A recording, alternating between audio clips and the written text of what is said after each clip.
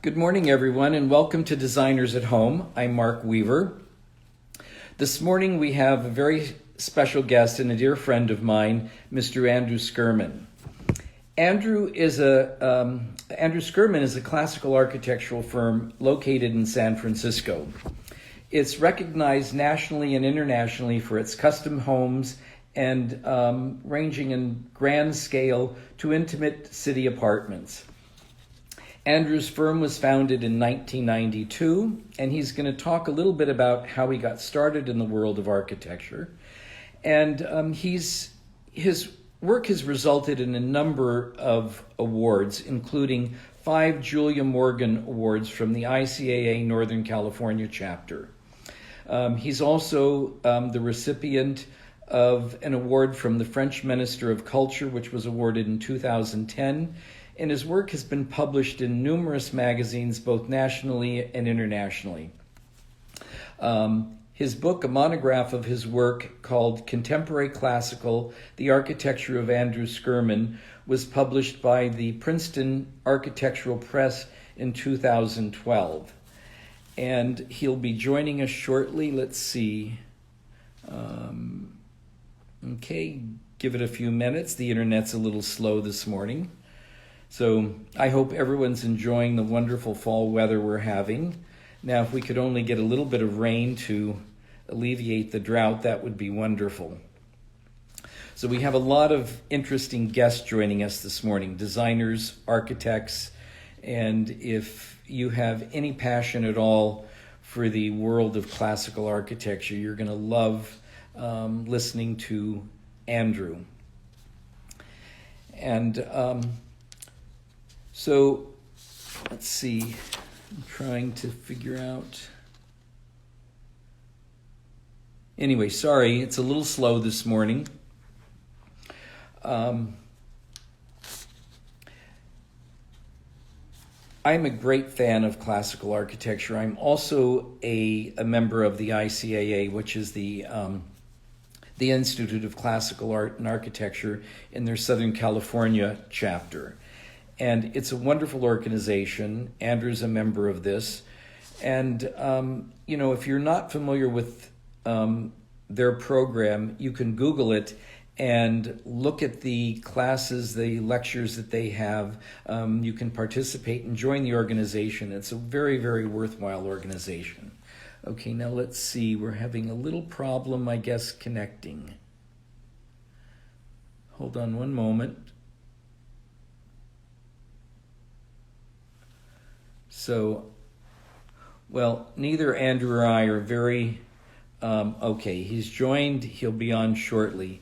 Neither of us are wizards at the internet here, so it takes a few moments. Here we go.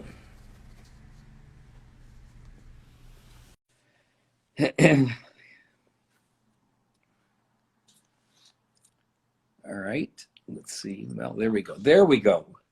Okay, great. Hello, Andrew. Hello there. It took a few minutes to get connected, but we finally got it working. Great. Can you hear all right? I hear you perfectly. Yes, thank you. Wonderful.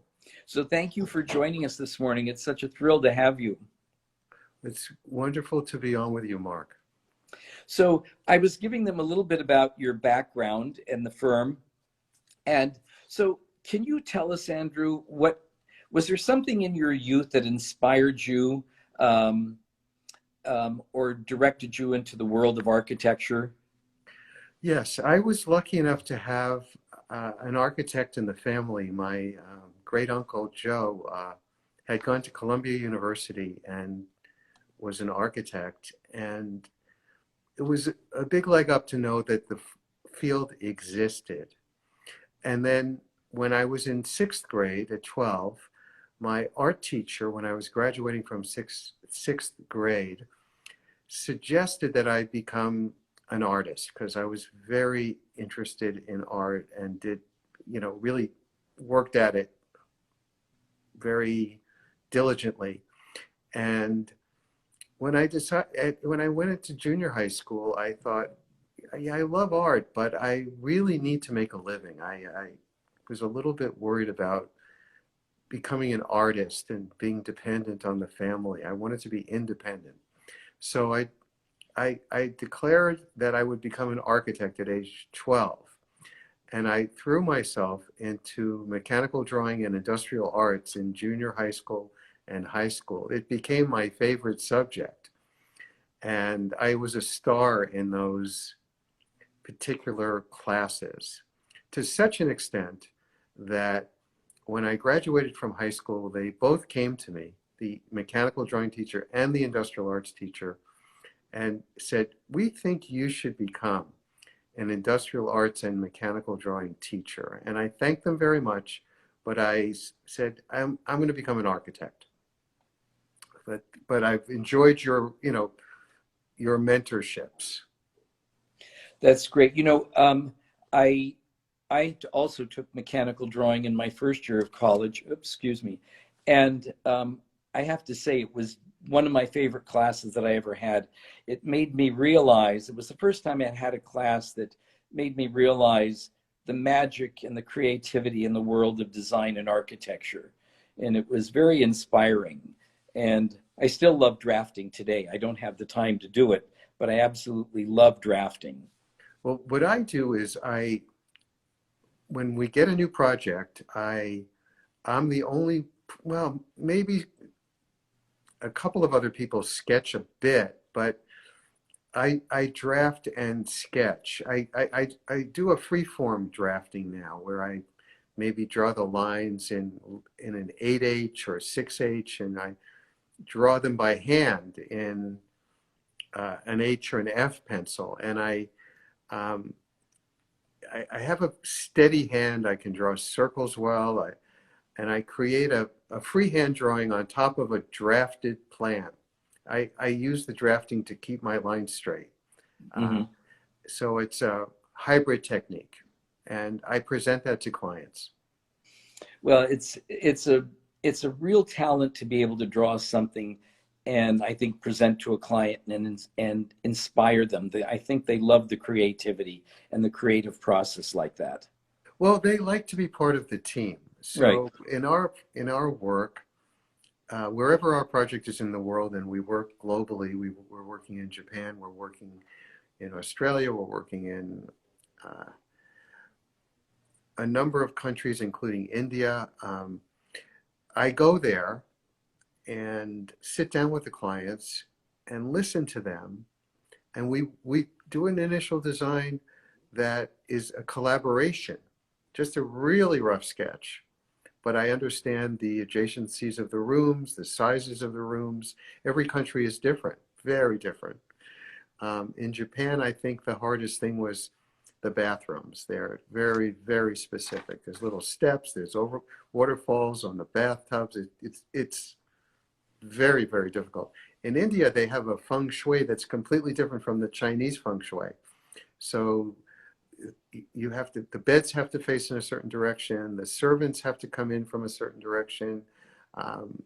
The dining room needs to be in a certain direction. So every culture is fascinating to learn about and to design within, but you need to be there to work with them to figure it out. And at this point, I'm able to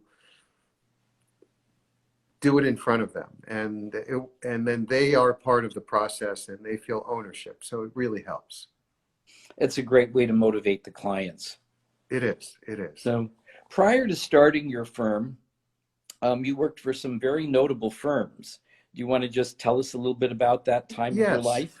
Yes. When I graduated from Cooper Union in New York, which was a hotbed of modernism with Right. Richard Meyer and John Haydock and Peter Eisenman and all of the great 70s modernists. I left there when I graduated, and I got a job at I.M. Pei's office. And I was very happy there until my wife and I had a baby, and we were walking up 5 flights of steps to our apartment, and with her carrying the baby carriage and the bus fumes on the baby carriage on the street, she said, "Honey, I want to move to the suburbs." And I said, "I cannot move to the suburbs. I'm not going to take the train every day." So I said, okay, honey, pick a city. And she picked San Francisco. And I moved here without ever having had been here over 40 years ago now. And I got a job immediately with Skidmore, Owings and Merrill. Uh-huh. And I worked there. At IMPay, I learned integrity, how you design with integrity, how you take your time, how every detail counts, how you work with the subcontractors to bring out their best qualities. It was a very, very good place to learn design integrity. Then at Skidmore, SOM, I learned how to be in charge. I was given projects with the Irvine Company, and I've done many office buildings for them. And I was in charge. I flew down. I met with Donald Bren.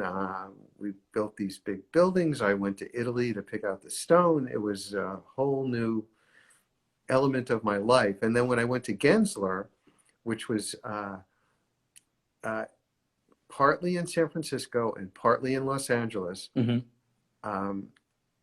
They stressed getting work, winning competitions, getting work. Everything was important. And also, at Gensler, there's no job too small. Even if you pick a paint color, it's not too small of a job to do. Get your foot in the door. So I learned how to get work at Gensler. So I learned a lot at each firm. I worked in the corporate world for 15 years, and I did that, number one, because I didn't have family money to start my own practice right out of school. Number two, I had a wife and child, and I needed to make a good living. But then I realized after those 3 firms that I was hitting the glass ceiling. I wasn't going to become a partner in those firms. And I wasn't, I was frustrated. So I decided to go out on my own. And when I went out on my own, I realized that my true passion was classical design. I learned that actually for the first time with Mr. Brent. He asked me to help him create communities on Newport Coast. That's between Newport Beach and Laguna Beach. And Right.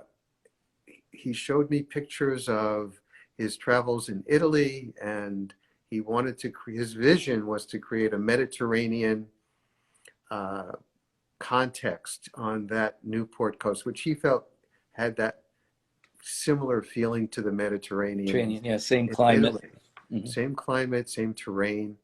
So I helped him with the guardhouses and entry plazas to those first communities, and the big signage areas that help orient people. I did not work on any houses there. I did not work on any planning there, but I helped set the tone from an architectural design point of view. And during that process, I fell in love with classical architecture. So when I started my own firm, I wanted to really focus on that. And when I looked through all the magazines, I realized that designers who were doing that were very appealing to me. And when you start your own firm, you need to really figure out a way to get work. Well, it's a very bold move, and I think this is inspiring for young people who are listening and students of design and architecture, because it's difficult. They always ask, how do you get started? You have to take a leap. You have to have the self-confidence and the just trust in yourself that you can do it. So it's a tough move. It's do or die. Yes. I find it to be similar to being an immigrant from another country in any country. You have to pick yourself up and get started somehow. My brother said, "You can't live off your credit card. You have to get a job." and I said, "No, I'm doing this. This is it." I said, "I'd rather work as a salesman at Gump's than go back to another architectural firm. And I'm going to do this. I'm going to get started here. Mm-hmm. And uh, I decided the best way to do that was to offer, at this time in the history of design, there's always an opportunity in every period. In Mm-hmm. in the period I was in, which was the very early 90s, designers interior designers, they were called decorators then, were becoming interior designers, and they were doing more of the interior architecture, more bathrooms, more kitchens. Used to be all the architects did that. Only architects did that. Right. So I would offer my services to help them in-house. In other words, I would say, I can help you do designs. And so it wasn't easy, but I did get some work that way on an hourly basis. And there was a big project that a designer was looking at, and I took that and created 3 schemes for them. They flew down to that meeting.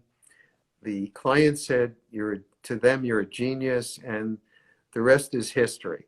After that, I got referred the work rather than working in-house. And one referral led to another, and that's how I got here. Oh, it's so great. That's very inspiring.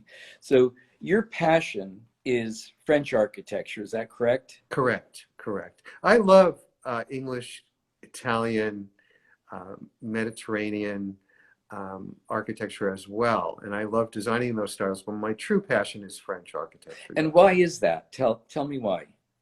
Well, it, I just find French architecture, if you go to Paris and you look at the buildings and the houses and the townhouses and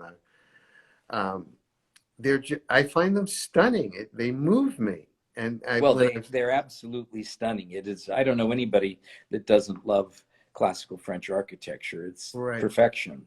The scale, the proportions.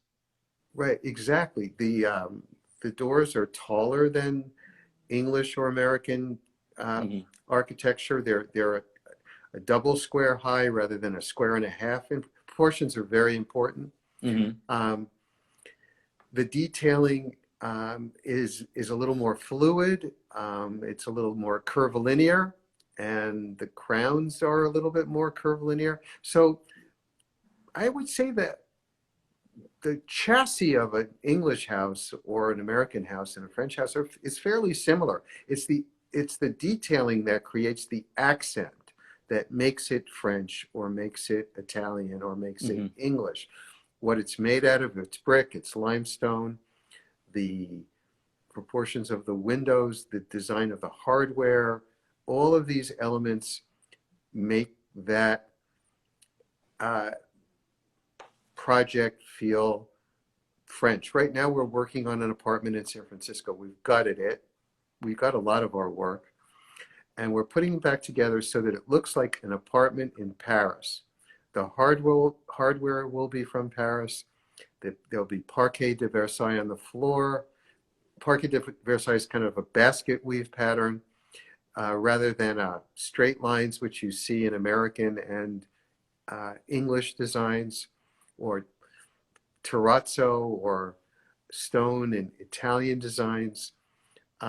So we're putting it together as if they bought an apartment in Paris, and their designer will furnish it any way that designer wants to furnish it. Maybe they want modern furniture in it. Maybe they want a combination of furniture, modern and Right. traditional, or maybe they want traditional furniture. It doesn't really matter. What our job is to create the envelope, give them the coloring book that they can color in any way they want to color it.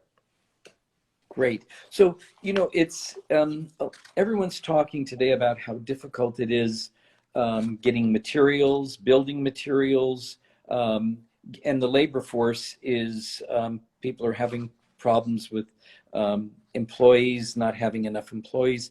Are you finding this a challenge right now? I don't think well, on a personal level, I find it a challenge because I need a part for a stove, and my stove at home is broken and I don't have a stove for a couple of months. Right. But we are not interior designers, so we don't buy furniture, and I feel your pain, but the lumber is still coming through, and we're still able to get our products. Our projects last for 2 or 3 years, so it's not that immediate. It's longer. We're able to order things on a longer term schedule, so Right. we're okay. Okay, well, great. So, one of the, I think, great influences in my life has been Andrea Palladio. And when I first discovered his works, and then I've had the opportunity to travel throughout northern Italy and look at some of his great villas, what do you think the importance and influence of his work is today? Has it had an influence on you as well? Oh, it cannot be underestimated. But before I tell you about that, Okay. I want to share with the audience what a lovely, wonderful brother that you have. Mark's brother Paul gave me Arthur Brown's copies of Arthur Brown's Palladio books, signed by Arthur Brown, the major architect of the City Hall in San Francisco and all the great buildings here, the Legion of Honor, all of that. And Paul Weaver gave those books to me, and they are treasured books in my library. And those are my Palladio books. Oh my God, I never knew that. That's a wonderful story. It's such an unbelievable story.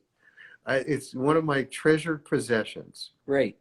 Now, Palladio was the great architect of Venice and the Veneto, which is the region around Venice, during the 16th century. And he took the orders from ancient Rome and Greece and created a book that was disseminated through England. And all of the English houses were based on those principles after the 16th century. Before that, it was Tudor style and not really classical.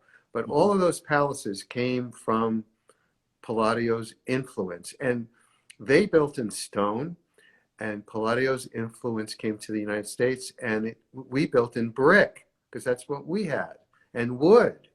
So our Palladian houses are generally wood or brick.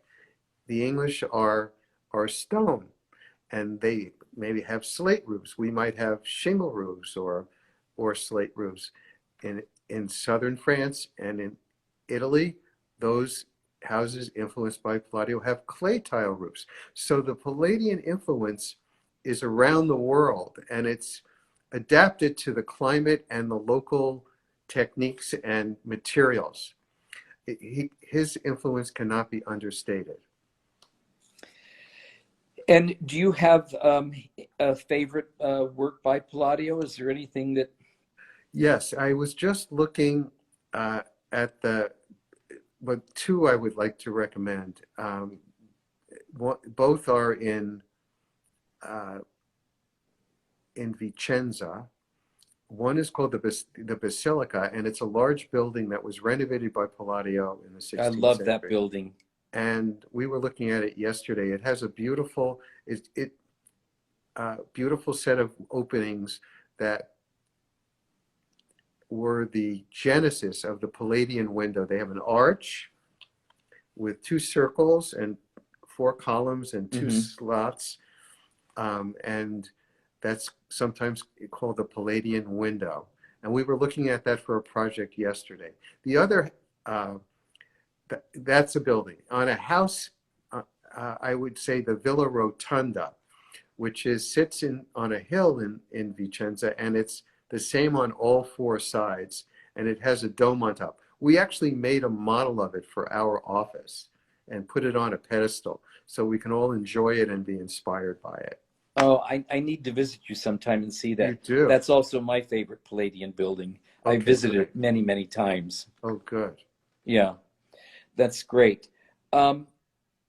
So let's talk about some of your projects that you're working on now. I know a lot of this is very confidential, and we don't want to put you in a position, but can you talk about some of the current projects that you're working on?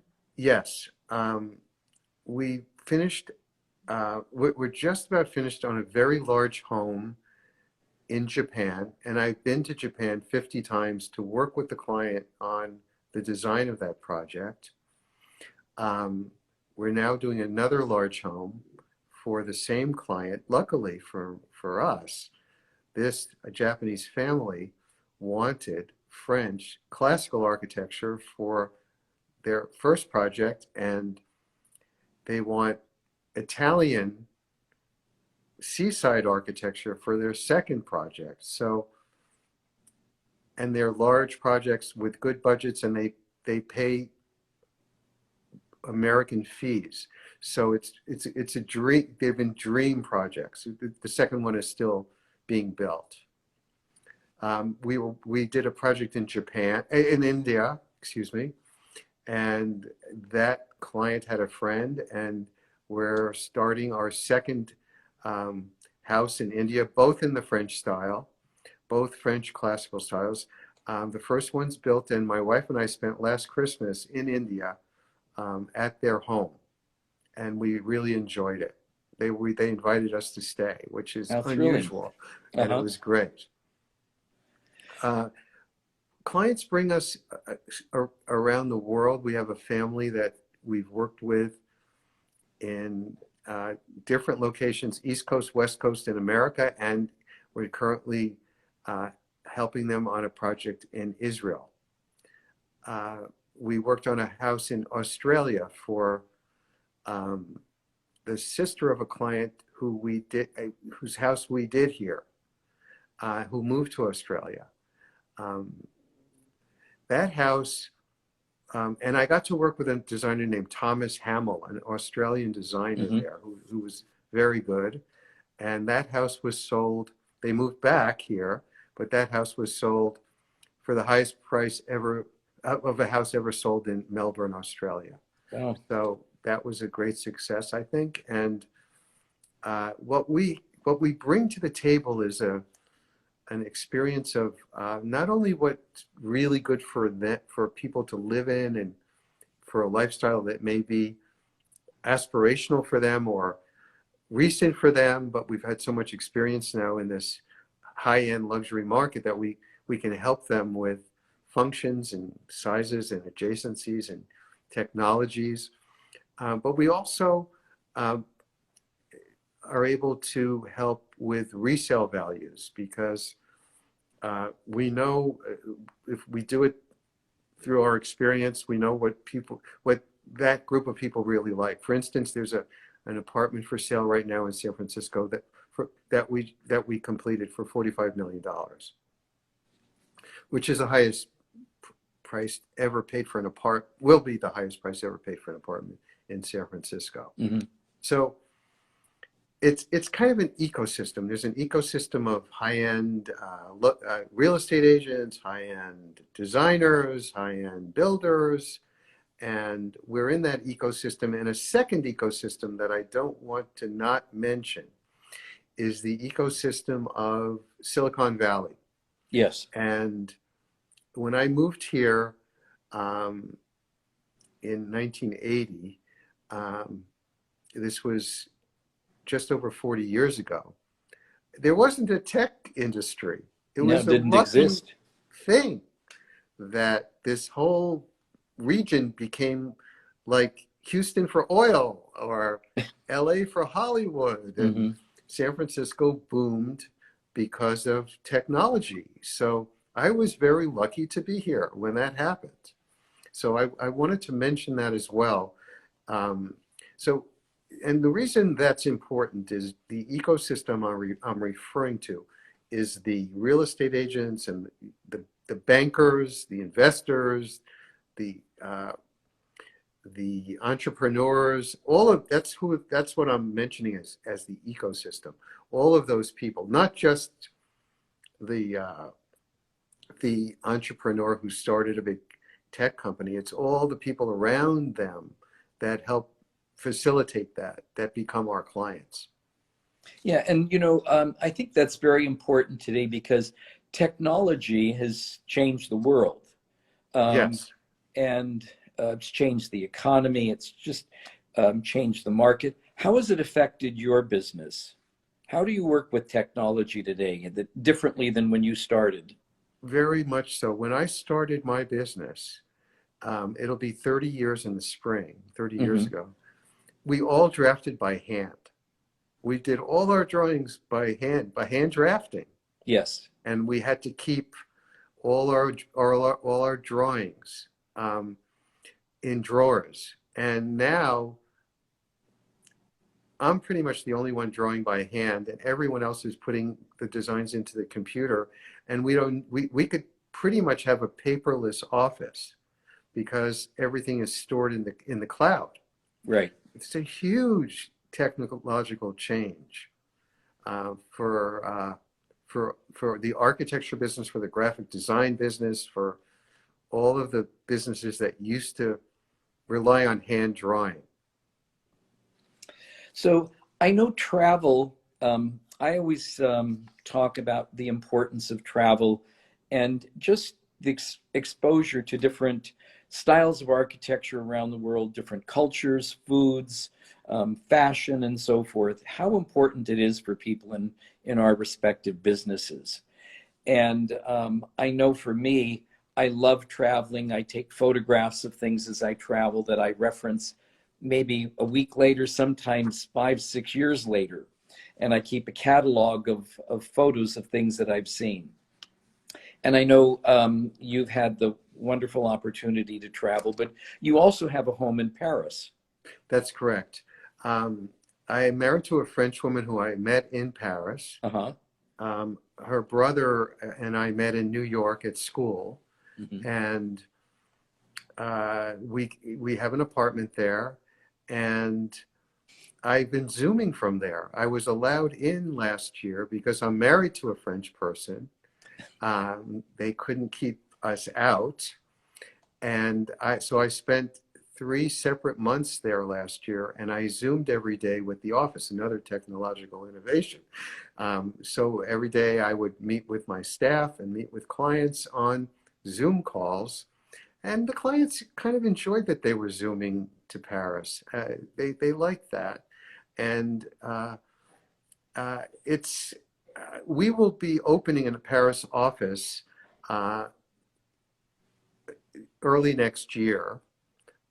Currently starting to look for a space, and it will help us with the time zone. When we work globally, we've been turned down for projects in Russia or the Middle East or Europe Mm-hmm. because they don't want to get on the phone with us at their 6 o'clock at night when we're just opening at 9 a.m. Right. So I'm going to get an office where one of my associates will always be there.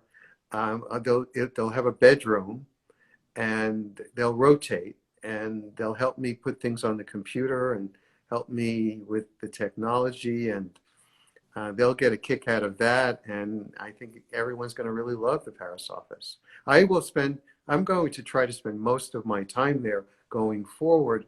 We're going to see how it works next year.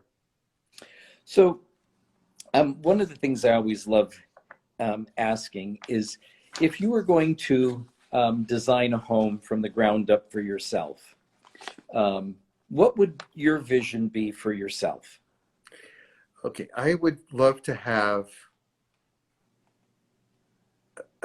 maybe 1 or 2 acres at the most, with a Palladian house, probably a 1-story, Mm-hmm. and it can be done beautifully as a 1-story. There might be a double height living room, but kind of as the centerpiece, and Mm-hmm. maybe some wings as 1-story, with some formal gardens.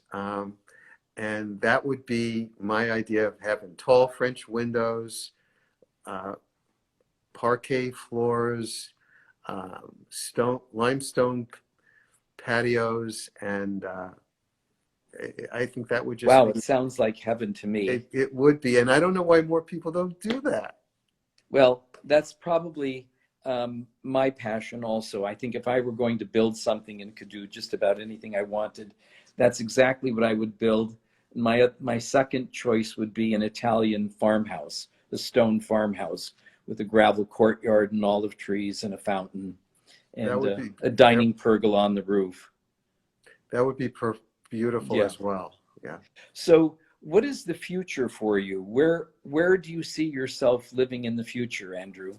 I'm trying, next year will be a test on trying to live in Paris and run the San Francisco office as well, coming back as needed for interviews or design charrettes, um, but trying to be based more there. It may not work right away. It may be half time, and then hopefully I could evolve it into more or maybe I'll love halftime. I don't know. We're going to see how it works. I will always have a place here in San Francisco to come back to.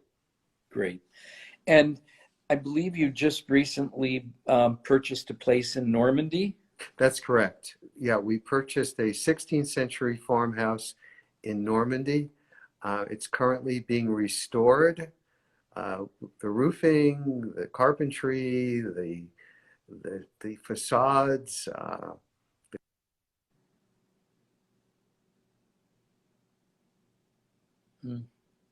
I think we lost sound. There we go. Okay. Okay, we have it. Yeah, we're I hear back. you. Okay, We lost good. sound for a second. That's okay. Yeah, sorry about that. So, I'm looking forward to spending weekends there. It's 2.25 hours from Paris. You can't hear a sound. It's a large property of 22 acres. A lot of the land is taken care of by the neighbors and their horses. We have an apple orchard which we need to sell the apples every year, which is coming up very soon. And it's very, very rustic. It's nothing like I would have designed. It's nothing as I would have picked out. But in Normandy, there's a cross-breeding of English Tudor design. And Right. it's basically, if you think of a simple Tudor house with half timbering, that's what it looks like. That's quite a departure from a formal French residence in Paris. Well, that's marriage, Mark. Yes. That's marriage. My wife is thrilled. Well, that's great. It sounds like an exciting project. And that's their indigenous architecture there in Normandy. We really couldn't find a small chateau. It wasn't available. Right. That's the local architecture. Right. That's why it happened. So I want to talk about this for a moment because this is very exciting. You recently were the recipient of the Arthur Ross Award in Architecture, and it's the highest honor for excellence in the classical tradition. It's really quite an honor. So how does it feel to receive such an award? Tell us a little bit about this. Thank you. You're very kind to bring this up. Well, I was very surprised to get it. It was given by our peers. Bunny Williams was the chair of the jury. Gil Schaefer was on the jury. Was the editor-in-chief of Veranda was on the jury. It was quite an honor to get it. There were at least 50 architects from around the world being considered. And I frankly, I was surprised to get, as a West Coast architect, I was surprised to get an award and be celebrated in New York City.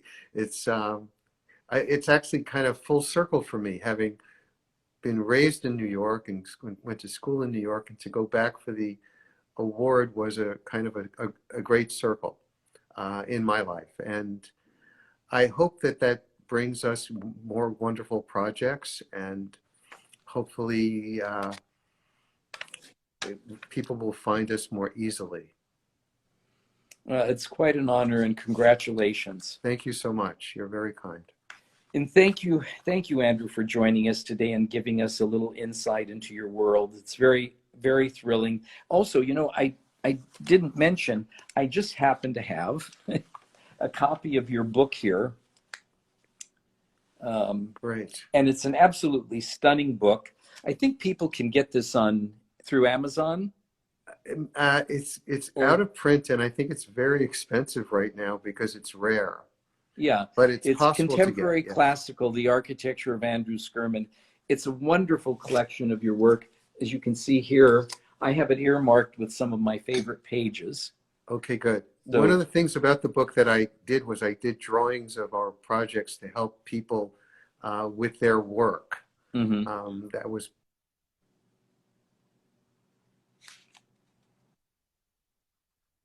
um, my idea was to make more of a textbook um, so people could learn.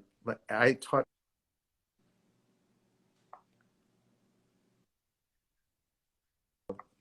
what I wanted to do with that book. I wanted people to use it as a reference. It's a stunning book. Thank you. Well, thank you, Andrew, for joining us. Um, I'd love in the future to talk with you again sometime. This has been Of very course. exciting. I love architecture, and I think you're a master of your craft. Your work is absolutely stunning. So, Thank you so much, and thank you for having me. It's been a all great right. pleasure. Thank you. Bye-bye. Bye. Well, I hope everyone enjoyed our visit with Andrew.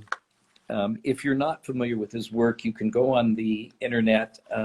He's got a great Instagram account with a body of his work, his website. And if this book is available, I'd encourage anybody who loves classical architecture to try and track down this book because it's a masterpiece. It's a collection of just beautiful, beautiful residences. So in 2 weeks, we're going to be taking a little bit of a change. We're going to be visiting the Colburn School of Performing Arts in Los Angeles. Their focus is on music and dance, and it's located in Los Angeles, downtown, and adjacent to the Museum of Contemporary Art and across the street from the Disney Music Hall. And my guest will be Sel Cardan, who is the president and CEO of the Colburn School. And this is going to be a very, very interesting talk, so I hope you'll join us for that. And thank you again for joining us today. Remember, where we have a podcast, we have an Instagram account, and YouTube if you're not able to visit with us live. Thank you so much, and we'll see you in 2 weeks. Bye-bye.